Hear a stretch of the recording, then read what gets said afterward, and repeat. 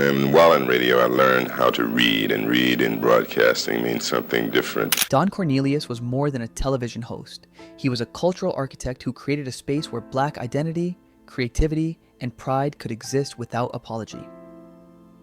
Soul Train was not just a show that played music.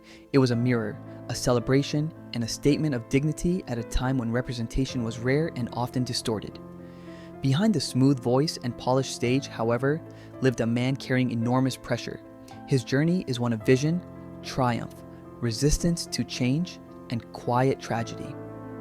This is the human story of how a cultural sanctuary was built, challenged by time, and ultimately left behind, while its impact continued to move generations long after the cameras stopped rolling. A working man with a bigger vision. Before fame, Don Cornelius lived a practical life shaped by responsibility and persistence. In Chicago, he worked ordinary jobs, selling insurance and directing traffic, while holding on to a quiet dream that refused to fade. He believed television could do more than entertain. It could restore dignity and reshape how Black life was portrayed. When he enrolled in a short broadcasting course and joined WCIU-TV in the mid-1960s, he wasn't chasing celebrity. He was chasing possibility. Working at a small local station gave him first-hand insight into how media worked and, more importantly, how it failed to represent his community. That gap became his motivation. Cornelius wasn't interested in copying existing formats. He wanted something authentic, joyful, and unapologetically Black. This period of struggle and observation planted the seeds for what would soon become a cultural movement far greater than he ever imagined. The idea that refused to stay.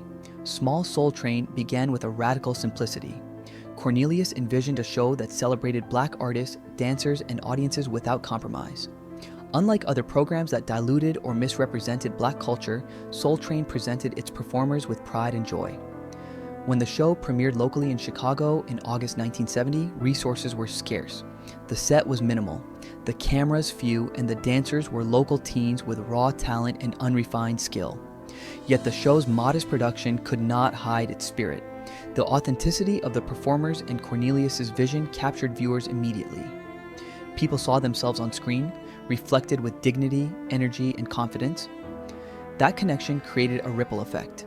Within months, Soul Train became a local phenomenon, proving that authentic representation could resonate far beyond what anyone imagined. What made this concept remarkable wasn't just its focus on Black culture, it was its commitment to letting performers and audiences feel real. Cornelius believed young people needed to see themselves not as stereotypes or background figures, but as vibrant, dynamic contributors to culture. The show's energy was contagious. Teenagers came to dances not just to perform, but to be part of a collective moment of self-expression. Local buzz quickly spread as community members realized that Soul Train was more than entertainment. It was a celebration of identity, creativity, and joy. In doing so, Cornelius laid the foundation for a show that would soon reach the national stage and change the landscape of television forever. A national breakthrough that changed television. By October 1971, Soul Train achieved national syndication, transforming it from a local sensation into a cultural landmark. For the first time in American television history, a nationally broadcast show was fully produced, hosted, and centered around Black music and culture. It was no longer a side segment or niche program. It was the main event, and Cornelius was at the helm. Calm, composed, and unwavering in his vision, he brought a sense of authority and elegance to the show. He did not attempt to appeal to everyone. His focus was on representing Black culture with pride, dignity, and authenticity. This national reach offered millions of viewers, particularly young Black Americans, access to music, style, and creativity that mainstream networks ignored or misrepresented. Soul Train became a space where they could see themselves reflected accurately, confidently, and joyfully. The show's influence went beyond entertainment. It validated Black cultural expression as significant, beautiful, and worthy of celebration. By presenting a polished and respectful image of Black artistry, Cornelius challenged the television industry's long-standing biases and opened doors for performers who might otherwise have remained unseen. His approach proved that representation, when handled with integrity, could captivate national audiences and shift cultural perception. The Soul Train line and identity in motion. Among the many iconic elements of Soul Train, the Soul Train line stood out as a symbol of self-expression and empowerment. The line was not mere choreography, it was a ritual that allowed dancers to showcase individuality, creativity, and confidence. Unlike traditional television dance segments, the Soul Train line encouraged participants to move with freedom, inventiveness, and style. Each performance told a story, communicated pride, and affirmed the dancer's identity. Across the country, viewers emulated the moves in living rooms, school gymnasiums, and community centers. The line encouraged participation, making audiences feel like they were part of something larger than themselves. Through these performances, the show transformed dance from entertainment into a vehicle for personal expression and communal identity. The Soul Train line became a metaphor for freedom, joy, and ownership of one's body and culture. It allowed viewers to see how performance could serve as both an art form and a statement of self-worth, emphasizing that talent, creativity, and individuality were deeply valued within the context of Black cultural expression. A cultural sanctuary emerges. By the mid-1970s, Soul Train had evolved from a local television show into a cultural sanctuary. Families scheduled their Saturdays around it. Communities rallied to watch together. Cornelius maintained a firm hand over the production, ensuring that each performance upheld his vision of dignity and sophistication. While some saw his perfectionism as demanding, others recognized that it preserved the integrity of the show. Soul Train provided a safe and celebratory space in a world where Black identity was often marginalized or misrepresented. This combination of control and cultural pride created a ritualistic experience. For many viewers, the show offered more than music and dance. It offered affirmation. Cornelius's insistence on elegance, respect, and artistic discipline reinforced the message that Black creativity deserved recognition on its own terms. Soul Train became a platform for young artists and dancers to explore their potential while communicating cultural pride. The show's impact extended far beyond the screen, fostering confidence, self-expression, and communal identity among viewers who had previously been invisible in mainstream media. The cost of perfection behind the scenes. Despite the show's polished exterior, Soul Train was not without challenges. Cornelius's attention to detail and insistence on high standards placed significant pressure on performers and staff. Many dancers worked long hours without financial compensation, performing multiple takes and changing outfits continuously. Some viewed the work as an opportunity, while others quietly struggled under the demands of production. Cornelius's perfectionism touched every aspect of the show, from camera angles to lighting to costume coordination. While this rigor preserved the show's quality, it also created tension. Staff and performers sometimes felt overwhelmed, yet the commitment to excellence ensured that every broadcast embodied dignity, energy, and professionalism. Cornelius's leadership was both a guiding force and a source of pressure. For him, the responsibility of maintaining Soul Train's reputation was enormous. Behind the vibrant sets and lively performances, there was constant work to manage expectations, protect the show's values, and navigate the delicate balance between opportunity and fairness for everyone involved. A golden era of musical history. Soul Train's golden era was defined by the caliber of artists and performances it showcased. Legendary musicians such as James Brown, Aretha Franklin, Stevie Wonder, and Barry White graced the stage, delivering performances that became milestones in American cultural history. Each appearance carried energy, charisma, and authenticity that resonated deeply with viewers. Michael Jackson's Dancing Machine performance in 1973, for instance, popularized the robot dance and foreshadowed the moonwalk, influencing generations of dancers. The show's ability to blend live performance with television production created moments that were both visually stunning and culturally significant. Soul Train became a bridge between artists and audiences, providing a platform for Black talent at a time when opportunities were limited. The energy, creativity, and vibrancy of the performances made each episode a cultural event, setting standards for excellence and leaving an indelible mark on the entertainment landscape. Changing times and growing distance. By the late 1970s and 1980s, music trends began to shift. Disco, funk, and soul dominated popular consciousness, while hip-hop and rap emerged from urban communities, expressing raw experiences and social realities. Cornelius, protective of Soul Train's elegance and focus on positive representation, struggled to embrace these changes. He feared that the rawness and sometimes aggressive themes in rap would conflict with the show's core values. This growing divide between the show's established identity and emerging trends led to a sense of disconnection from younger audiences.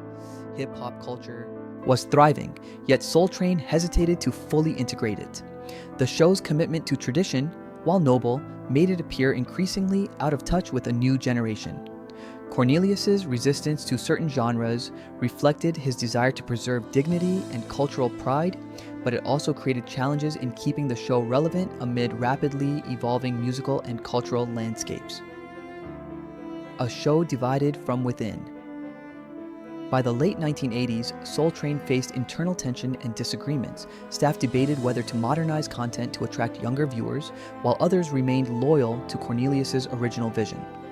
Dancers and performers voiced concerns about workload and recognition, while producers struggled to balance creative integrity with evolving expectations. Ratings began to decline, and some affiliates moved the show to less favorable time slots.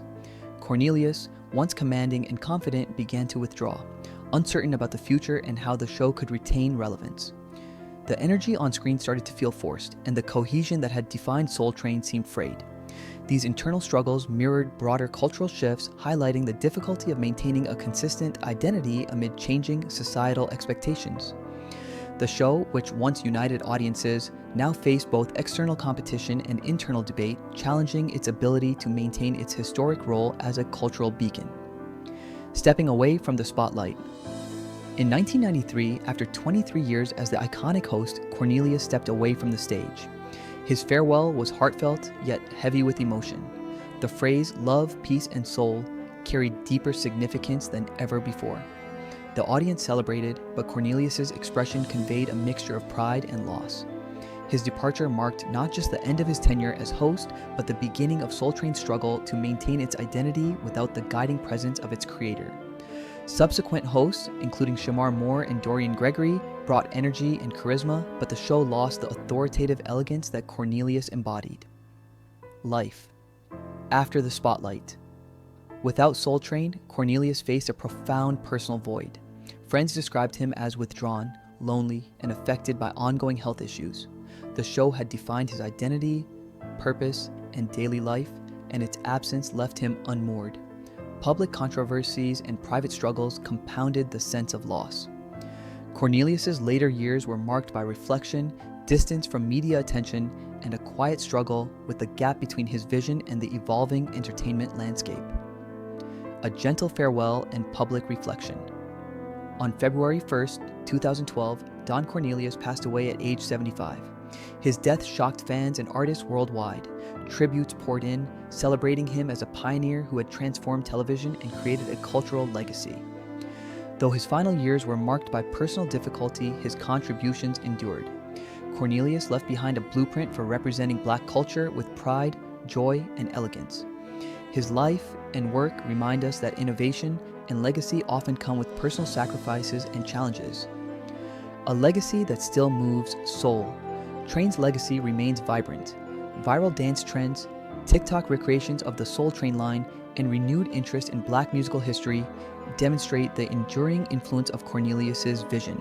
He created more than a television show. He created a movement that empowered communities, celebrated culture, and inspired generations. While Cornelius is no longer present, his philosophy of pride, creativity, and authenticity continues to resonate. Soul Train proves that true cultural impact is timeless, transcending the era in which it was created and inspiring countless others to carry its spirit forward. A cultural sanctuary takes shape. By the mid-1970s, Soul Train had become a weekly ritual. Families planned their Saturdays around it. Communities gathered to watch together. The show offered a sense of belonging that extended beyond entertainment.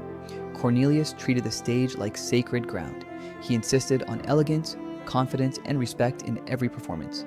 He believed Black entertainment could be stylish without being exploitative. That standard earned admiration and criticism alike. Some praised his commitment to class and discipline, others felt constrained by his strict rules. Still, his vision created a space that felt safe and celebratory. Soul Train was not chaos or spectacle, it was controlled joy. For many viewers, especially during a time of social change and uncertainty, that consistency provided comfort and pride. A golden era of musical history. Despite internal challenges, Soul Train's impact on music was undeniable. Legendary artists graced its stage, turning performances into cultural milestones. James Brown, Aretha Franklin, Stevie Wonder, and many others brought gospel-level intensity to television screens. These performances weren't watered down. They were powerful, emotional, and unforgettable. When a young Michael Jackson performed Dancing Machine in the early 1970s, it sparked a dance revolution. Viewers didn't just watch history, they felt it. Soul Train became the bridge between artists and audiences, blurring the line between television and communal experience. This era represented the show at its peak, when creativity, relevance, and influence aligned perfectly, changing times and growing distance. As the music industry evolved, so did the culture. Disco faded and new sounds emerged from the streets. Hip-hop rose as a voice of raw truth and resistance. Cornelius struggled with this shift. To him, rap felt too aggressive, too far removed from the elegance he had worked to protect. He feared it would undermine the image of dignity Soul Train represented. While his concerns came from a place of care, the cultural tide was moving fast. Younger audiences wanted music that reflected their realities, frustrations, and hopes. As Soul Train remained rooted in tradition, it began to feel disconnected. The show that once defined progress now faced the challenge of staying relevant without losing its identity. A show divided from within. By the late 1980s, disagreements about the show's direction intensified. Producers debated modernization while others defended Cornelius's original vision. Dancers voiced frustration, ratings slipped, affiliates began shifting time slots. The energy on screen felt different, less spontaneous. Cornelius, once confident and commanding, grew quieter and more withdrawn. For the first time, he seemed unsure. The show that had united generations was now internally divided. This wasn't a sudden collapse. It was a slow unraveling driven by fear of change and uncertainty about the future. Soul Train stood at a crossroads, caught between honoring its past and embracing what came next. A quiet disappearance from television. By the early 2000s, Soul Train was no longer central to youth culture. New platforms and faster-paced shows dominated attention. Attempts to modernize came too late. Production challenges grew, budgets shrank, and internal organization weakened. Eventually, the show simply disappeared from the airwaves without a formal goodbye. For longtime fans, the silence was painful. A show that had been part of their lives for decades ended without closure. Cornelius retreated from public life, declining interviews and appearances. When asked about the ending, his words were brief and reflective, suggesting acceptance mixed with unresolved loss. Life after the spotlight. Without Soul Train, Cornelius faced a deep personal void. The show had been his purpose, his structure, and his identity. Friends described him as withdrawn and burdened by health issues and emotional isolation. Public controversies further distanced him from the image he had carefully built. The man who once symbolized control and elegance struggled privately with loneliness and disappointment. His later years were marked by reflection rather than celebration. While the world continued to praise his legacy, Cornelius himself remained quiet, carrying the weight of a dream that had outgrown him. Revival through memory and influence. Though Soul Train ended, its spirit never disappeared. Clips circulated online, introducing new generations to its style and energy. Dances were recreated, fashions revisited, and music rediscovered. Scholars and historians recognized the show as one of the most influential cultural platforms in American history. Museums preserved its artifacts, and dramatized series explored its creation and cost. Soul Train became history, not frozen, but alive through memory and influence. Its legacy proved that representation matters and that authenticity can echo long after the stage goes dark. A legacy that still moves. Today, Soul Train lives on in dance challenges, music videos, and cultural conversations. Its influence is visible wherever confidence, rhythm, and self-expression are celebrated. Don Cornelius's vision reshaped how Black culture was seen and valued. While time changed the world around it, the foundation he built remained strong. Soul Train wasn't just a show, it was a declaration of pride, love, and soul that continues to move people, reminding us that some stories never truly end.